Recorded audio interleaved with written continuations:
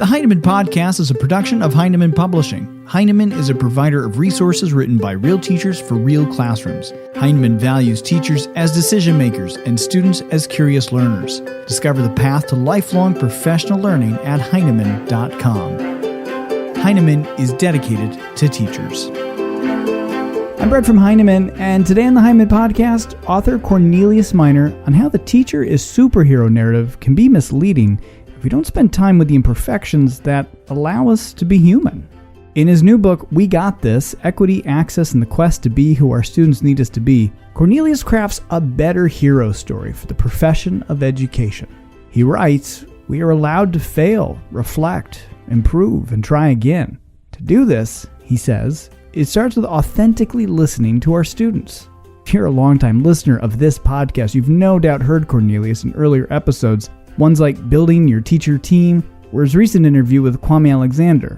Now, in his new book, Cornelius expands on his thinking of equity and access. He identifies tools, attributes, and strategies to help us make transformative teaching moves. Our conversation begins with Cornelius' early experience in school and his own search for powerful teaching. The peculiar thing about being a student who's new to the United States is life can be really hard. You know, I am originally from Liberia, and when I got to this country, I was used to Liberian ways of doing things, Liberian ways of saying things, Liberian ways of seeing the world. But then when you get thrust into an American school, the object becomes to get as American as you can as fast as possible. And I think so many teachers encounter that, where so many teachers are welcoming and so many schools are open. But when you're a kid, you don't see any of that. You just want to fit in. And so I remember as a young student just laboring, doing everything I could to fit in. If American kids ate hamburgers, I wanted to eat hamburgers better. If American kids listened to hip hop, I wanted to listen to more hip hop. And so I spent so much of my life studying, really, America, specifically Atlanta and New York City, to figure out, like, if I learned everything about McDonald's and then a kid's having a conversation about McDonald's, I can jump into that conversation and maybe I'll be cool. Or if I learn everything about hip hop and read all the source magazines, you know, maybe I can sit at that special lunch table where all the hip hop kids sit. And so I think for teachers who are looking at a school ecosystem that isn't always healthy for outsiders or that isn't always healthy for the new kid, considering culture and classroom culture and school culture is really important. Comic books were my ticket in. For me, hip hop was my ticket in. For me, eating French fries at McDonald's was my ticket in. And so these things weren't mere cultural artifacts. They were survival for me. And I think for many of the kids that we mentor, many of the kids that we teach, doing our work in a way that is sensitive to those survival maneuvers and mechanisms is really important. One ticket in for you, and you write about this pretty early on in the book, was Spiderman. Yeah. How did Spiderman become the ticket for you? Here's the thing, you know, Spiderman is universal. So growing up in Liberia, I knew who Spiderman was. I knew all the adventures. But the thing about transatlantic culture is we didn't always get all of the books, or if we got the books, we got them years later. If we got the cartoons, we got them a season after. Being in the United States and being able to pick up Spider-Man comics as they came out was a huge thing for me. And I remember getting my first comic book. For me, I read with a passion, yes, I want to find out what's going to happen next. But I also want to know this world. Like Peter Parker lives in New York. And if he can navigate New York being as awkward and as strange as he is, then I can navigate New York being as awkward and as strange as I am. So in many ways, like, it wasn't just a ticket. It was permission to be. You also write that your ability to sustain a life depended on your teacher's ability to see you authentically. Yeah. Say more about that. Yeah. As I've worked in my own classroom and worked through many people's classrooms, one of the things that I have to really resist doing is using this shorthand of seeing, where if I've got the kid that's the teacher pleaser, I've seen 20 other teacher pleasers before. And so if I meet a new kid that is a teacher pleaser, I start to treat them like all of the other teacher pleasers that came before them. Or if I've got a defiant kid, I start to treat that defiant kid like all of the other defiant kids before them. And what that does is it erases a kid's identity. I don't get to see Rosa or Marshall or Virgil for who they are. I see them as this composite history that I've experienced, and that's not who kids are. And so I think that we can best reach kids when we can look at Marshall and see Marshall for who he is. And so even though Marshall might be resistant, he's resistant in a different way than last year's resistant kid was. And I can optimally teach Marshall when I labor to understand why he does what he does. I think when we look at kid behavior, when we look at the work that kids compose in our classrooms, all of that is communication. And so when Marshall sits in the back of the classroom and puts his hoodie up, he's saying something to me, and I've really got to listen. You talk about how when we focus on heroes and when we think about heroes, we tend to omit the messy. Why is that a problem? Hero worship is more American than almost anything I can consider. You know, when one considers the story of America, there's the founding fathers, there's George Washington, there's all of this stuff. And what hero worship does is it erases complication. If you have a society that is upheld by powerful teachers, things get disrupted. Things change because teachers see individuals. And if we see individuals, we can't do business as usual. When I think about how oppression works and how silence works, one way to silence people is to deify them. Because when you deify a person, what happens is that person all of a sudden now is not allowed to make a mistake because they're a hero, or that person isn't allowed to be complicated, or that person isn't allowed to grieve or to mourn. I think hero worship is problematic because it takes away my humanity. It takes away all of the parts that aren't fully formed yet, all of the parts that are flawed. I really resist that narrative that teachers are heroes. Yeah, we do awesome stuff every day, 7 periods a day, but also life is hard sometimes. And also I don't know which direction to move. And also I need support. And I think that's what excites me most about this current historical moment is that there are teachers actively engaged in the dialogue of becoming. And I think when we label ourselves as hero, that says that I've already become. One of the biggest themes in the book is how listening is our teacher superpower. How do we be better listeners? Well, listening, first of all, centers the student. And we talk about being student-centered all the time. We go to big conferences that want us to be student-centered. But when we get to the question of how, again, that's where it often eludes us. And one thing is always being present. I think a lot about my lesson planning, for example, and if I'm always in my head with what I'm going to teach next as a social studies teacher, as a science teacher, as an English teacher, then I'm not present with the kid. And so I've really been thinking about planning ahead of time and simplifying my plan so that when I'm in the classroom, I'm not thinking about my content, but I'm thinking about my children. A second big part of it has been understanding that kids won't always communicate with words, or they won't always communicate with words that I want to hear. I think a lot of times as a teacher, the impulse to tone police kids is huge. And I have to kind of consider my position. Often as a teacher that's communicating to a kid, I'm holding a lot of power. And whenever the powerful engage with the relatively powerless, that can become an issue. And kids can't always say the things that they need to say for fear of retaliation in my grade book. And so wanting to distribute power is a really key component of listening. If I am listening, but then I'm holding all the power while I'm listening, kids aren't really communicating to me. And so really thinking about how can I distribute power? How can I meet kids where they are so that when messages come up, even if they come up in ways that I don't want to hear or I'm not used to hearing, I'm still allowed to hear them. And so again, understanding that behavior is communication. Understanding that when a kid enters the room, their posture is communication. Understanding that when a kid engages another kid, the way they make eye contact is communication. And there's so much that we can read. But if I'm always listening for the message as my teacher ears are used to hearing it, then I'm going to miss out on so much of the kid life that's happening in my classroom. You have a lot of personal stories in the book where you talk about your failures of not listening or moments where you realized you weren't listening and then something negative or something bad happened on the other end of it. The consequence for not listening can be great in any relationship, in amorous relationships, in student-teacher relationships, in family relationships. So I think it's important for us to hold on to stories. Each failure that I have is instructive. We know the instructive nature of failure in sport, in writing, but to really look at the instructive nature of failure in relationships is critical for me. I think I tell stories not just so that I can be better, but so that we can be better. You also talk about how to listen for what you call transferable skills. Yes. What do you mean by that? Well, a transferable skill for me is any skill that can be used in one context and then taken into a different context. I think a lot of times about what we teach kids. And the skills that we teach kids are good when you're in class, but class is a relatively sanitized environment. It's safe in classroom. I control all the conditions. But to take something that I learned in school and to walk out into society with it, sometimes it doesn't work.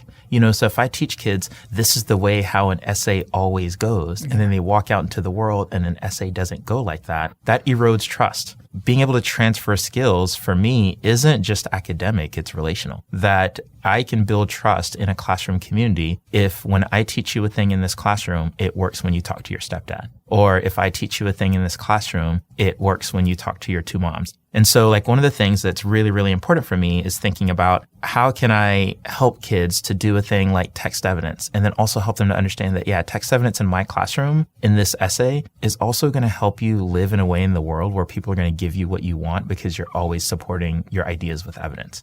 We're not going to get kids that hold on to our lessons if they only work in academic settings, because so much of the lives that they want to live, so much of the world that they want to change is out there. And I've got to teach you how to use the tools that I give you here out there. And you even have some really good examples in the book of the tools that in certain situations, you have the story of Quick, for example, who that was a moment where both you needed to listen and you also needed to give him some transferable skills. So years ago, I taught a kid. His name was Quick, and Quick was in many ways the perfect student. He was the most popular, the most athletic. He was good looking. He was everything that a middle school kid wants to be.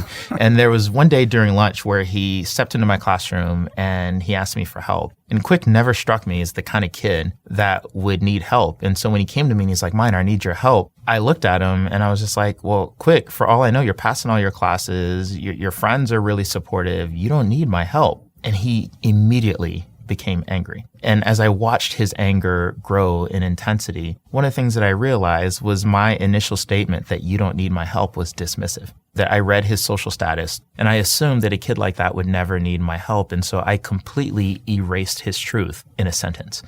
And the lucky thing for me is that Quick was the kind of kid that wouldn't let me get away with it. So immediately he challenged me. And at the time, he was going through a really tough situation at home, and he'd hidden that from all of his peers. And so that wasn't a thing that I would have seen in the classroom, but he was ready to tell me about it, but I'd silenced him. And one of the things that came up for Quick was that he needed to get some adults to listen to him. None of them were listening to him. And so he wanted my advice about it. And the more I reflected on that, I was like, wow, I've got all of these adults who profess to love students and profess to love kids like Quick, but they're not listening to him. And Quick needed to figure out a way to be heard. And the more I reflected on it, I thought I had taught him these things, but I taught him these things in a very academic kind of way. Mm-hmm. So I had taught him how to make strong claims in essays, and I had taught him how to present counterpoints in essays, but I hadn't taught him how to do those things when you're confronted with adults who refuse to hear you. And so how do I teach a kid to take the claim that I taught you in English class and bring that claim into a principal's office so that the principal will listen? How do I teach that kid how to take this counter evidence and take that out of an essay and present it to the director of a homeless shelter to get that person to listen to you? And so I've really become quite obsessed with like looking at what do kids have to face in life, and how can I take all of these discursive tools that I'm teaching in literature class and teach them how to use those tools in their lives. One of the things you said there was that Quick challenged you. Yeah. And you write in the book how you like to create an environment where the students challenge you. Yeah. Why is that important to you? So much of teaching, if we're not careful, can become monologue, where it's me talking at kids. And if I create an inclusive environment, there's a possibility that our teaching can become dialogue.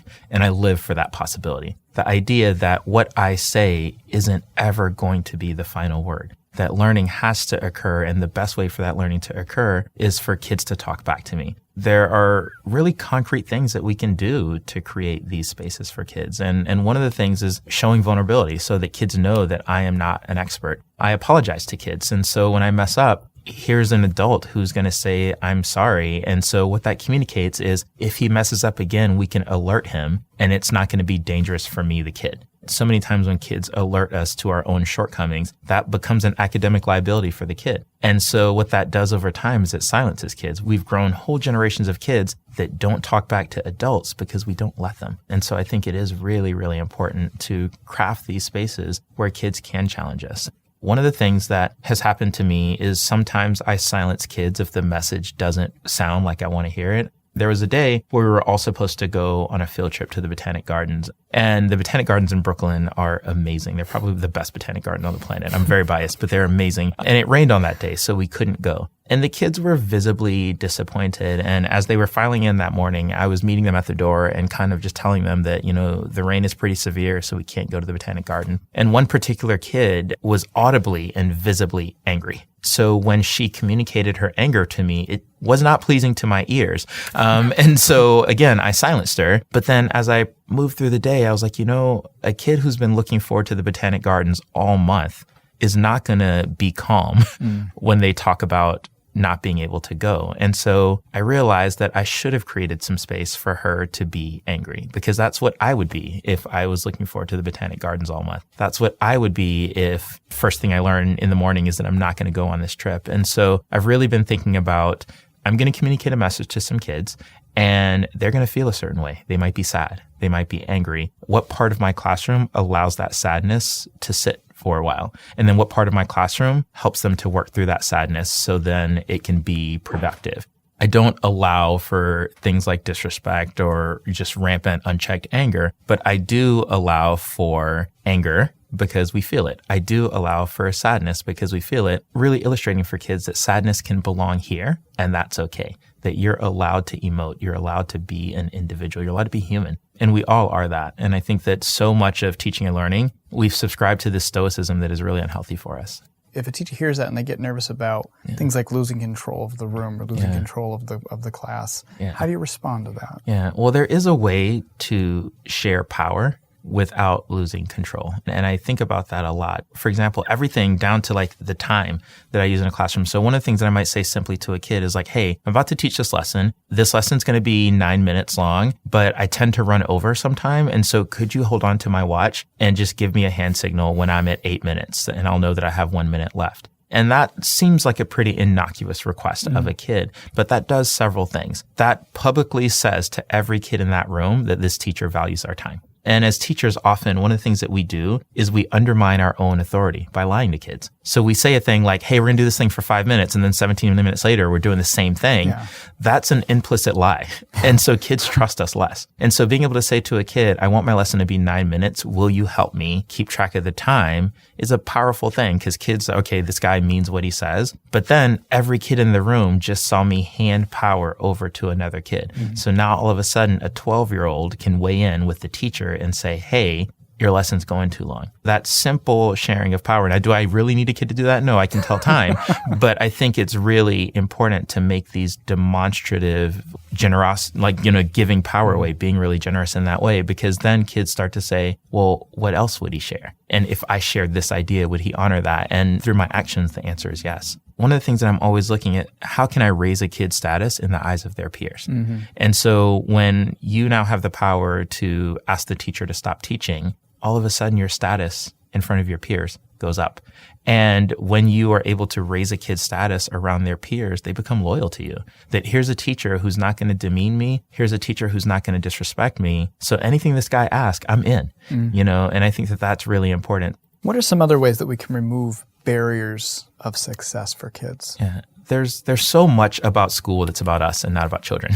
And it's fascinating that I often ask kids, what could I do for you that would help you to be optimally successful here? And I learned so many lessons. I mean, the simple mandate, I was working with a kid, and I'm left-handed too, so I should have known this, but he's like, you just mandated that we all use a spiral notebook, and I'm left-handed. Every time I use the spiral notebook, it hurts my hand, and I smear the ink all over the page. Can I use a different notebook? Yes, of course you can use a different notebook. And so the notebook itself was a barrier to success. But so many times as teachers, we get caught up in your notebook has to look this way, and it needs to be this color, and your name needs to be on the upper left-hand corner, and all of this stuff that doesn't matter, And so being able to suspend all of those stupid rules and just say, use the notebook that works best for your hand. And, and that's a small barrier to success. But then we also engage in these huge barriers. I was working with a group of kids, and we were doing this project that required each kid to weigh in publicly in front of the class. And a young man came to me, and he's just like, I have been practicing my speech. I have written my essay, but I just don't feel comfortable in front of the class. Like, if I do it, I'm going to cry, and it's just not going to go well. And I was like, of course, I'm not going to make you do the thing. And I remember sitting in the teacher's lounge after, and there's this huge argument where we're going back and forth. They're like, well, you didn't make Stan give his presentation, and that's unfair because every other kid had to give their presentation, and Stan's going to get the same grade as some other kid. Well, I'm like, well, Stan talked to me at length about his anxiety. And so I'm not going to force him to go through that humiliating experience if it's going to undermine his personhood. That Stan and I can think about doing something different. And Stan was totally cool with making a YouTube video.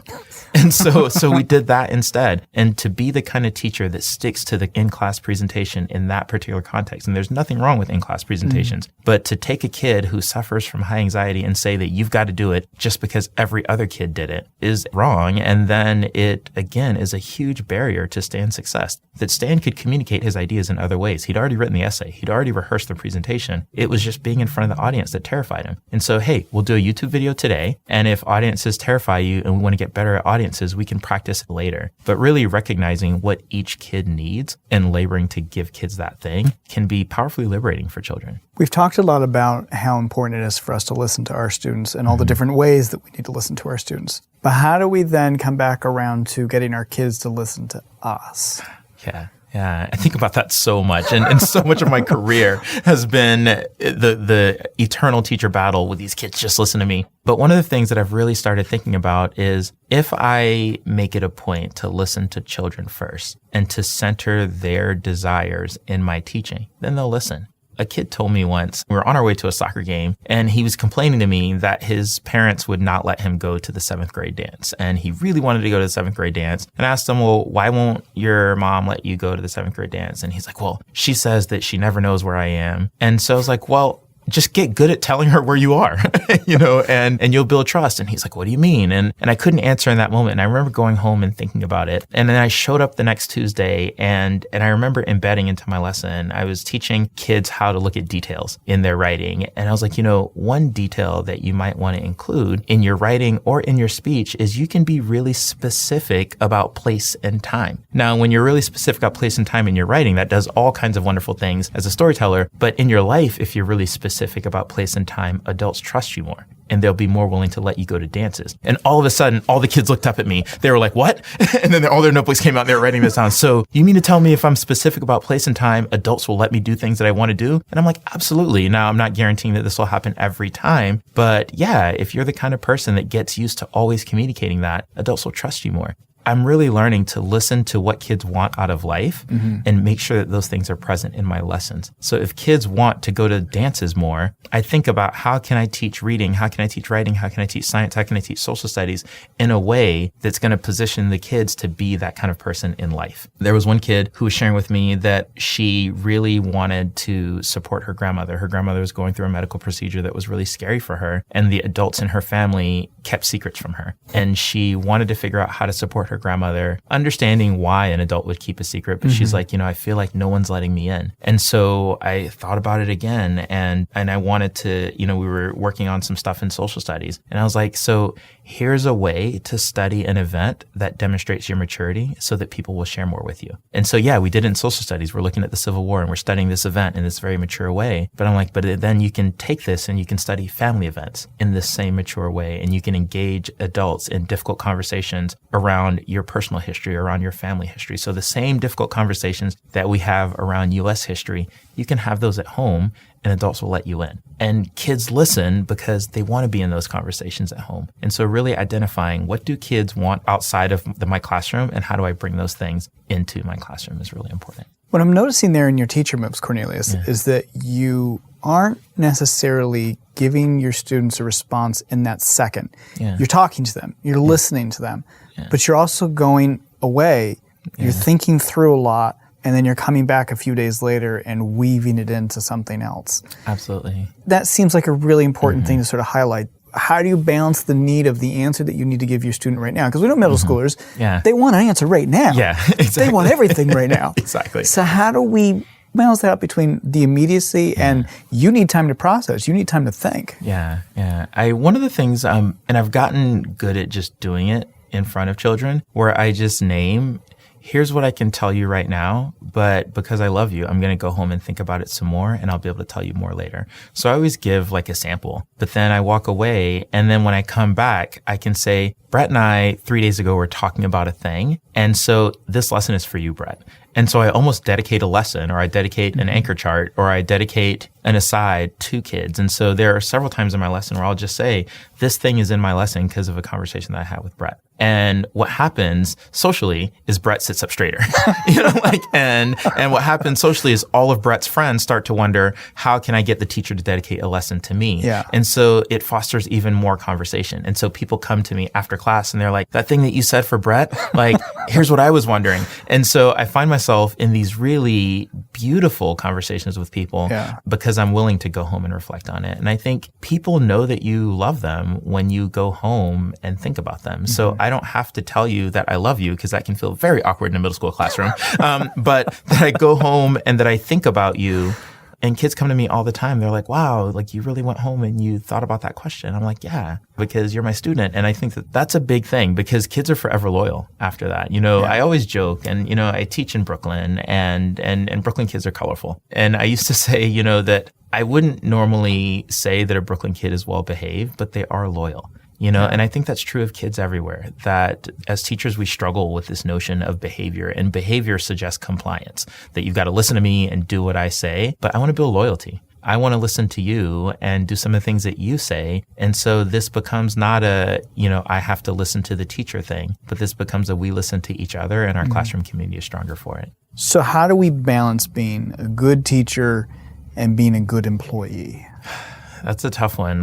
So many times when we think about teacher culture is also built on compliance, that you do what the principal says, and you have to do what the principal says because the superintendent said it first. And if you don't do what the principal says, then you're going to have a hard time. But then when you listen to kids, that requires you to kind of step outside of the line sometimes. And so if I center a kid, and kids really need to know how to have the kinds of conversations in their communities that give them more power, and kids really need to know how to have the kinds of conversations at home that give them more independence. And sometimes that's not in the script. And so I find myself as a teacher in this really interesting tension where, on the one hand, I want to be a good teacher, and that necessitates that I listen to kids, but then I also want to be a good employee, and that necessitates that I listen to the principal. And so balancing that for me has really been rooted in research. I think about the things that are going to be best for children, and I think about the things that I've been asked to do, and ask myself, is there space in here for that? And if there's not space in here for that, how can I create it? And when I create that space, I go ahead and I try the thing. And when I try that thing, I'm trying it with an eye toward my research. So I'm measuring my results. So I've tried the thing that I want to do that's going to be good for kids. It might not be the thing that the principal said do, but I'm trying it anyway. And I might only try it for 4 or 5 or 7 days. And when I've tried that thing for a short amount of time, while I'm working on it, I'm making notes about how the kids responded. I'm making notes about how productive they were. I'm making notes about how much work they got done. Mm-hmm. And now I can go to the principal and I can say, hey, principal, that thing that you asked me to do, I did it a little differently, but here's how productive the kids were. Here's some examples of their work. Here are the quality conversations that they had. Here's how happy they were. And so instead of being in a yes, sir, yes, ma'am kind of situation, now I'm in a negotiation where we're looking at, here's the thing that you asked me to do. Here's what I added to it. And here is the net impact that it had on the children that we both profess to love. And that's been a really important move, that I'm not just saying a rampant or blanket no to a thing that I'm being asked to do, but I'm really thinking about the things that I'm asked to do through the lens of student experience. But there are times when we do need to say no. Yeah. How do we do the no in a productive way? Yeah. I am really good about saying no, because I'm a teacher and I can't do everything. When you look at all of the initiatives and mandates that come down, we're often asked to do 500 things in a day that will only allow us to do 499, and so how do I choose the thing that I'm going to say no to? And so I've started saying no by making earnest attempts. So even if I have misgivings about a thing that I'm asked to do, I'll do it anyway, to a point. And again, I'll do it with an eye toward, is this thing making my students more productive? Is this thing supporting and sustaining our classroom community? Is this thing making kids happy? And if the answer to any one of those things is no, then now I've got a legitimate complaint about the thing that I've been asked to do. So if I'm asked to do a reading activity, or if I'm asked to do a writing activity, I get to ask, well, what's the point? First of all, can I do it in any other way? And if I have to do it this way, then what's the impact that it's having on kids? And so I'm able to justify my no's, because if I do a thing and it doesn't have a positive result for children, then I can bring my data. So I can collect all the student work. I can videotape a few student conversations, and I can sit in the grade team meeting and say, hey, I tried the thing earnestly, but then here's what came of it. So we're going to have to figure out a way to make this thing better. So my no's aren't terminal no's. My no's are invitational no's. where it's like, yeah, I'll try the thing because I want students to write strong essays too, but the way that we've been asked to do it isn't going to get us there. And I know that because I've actually tried it and researched kids. And so now we get to think about how we can do it in a different way. That we've sold ourselves on this notion that there's only one way to write an essay or one way to get to the solution of a math problem is completely false. That following a curriculum doesn't mean that I am a zombie. That doesn't mean that I have to kind of follow it blindly. That I can follow it with my students in my heart and my creativity on my mind. Our thanks to Cornelius for his time today. We'll be sharing a lot more from Cornelius on the Heinemann Podcast in the coming weeks. We invite you to subscribe to the Heinemann Podcast so you don't miss a thing. You can find Cornelius on Twitter at Mr. Minor, and you can read a sample chapter of We Got This and find blogs and videos at Heinemann.com. Thanks for listening.